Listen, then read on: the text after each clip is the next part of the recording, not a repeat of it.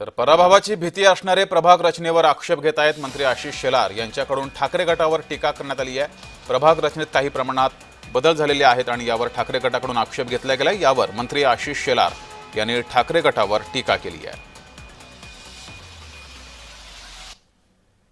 मतदार यादीत नावं का वाढली, मतदार यादीत नावं का वगळली, मग प्रभाग रचना कशी झाली, प्रभाग रचना अशी का नाही झाली, सगळ्या गोष्टींवर यांचे आक्षेप आहेत। त्याचं कारण या विरोधी पक्षात बसलेल्या लोकांचा स्वतःवरच भरोसा नाही आहे।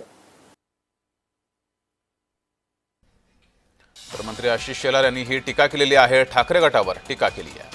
पराभवाची भीती असणारे प्रभाग रचनेवर आक्षेप घेत आहेत असं आशिष शेलार यांनी म्हटलंय।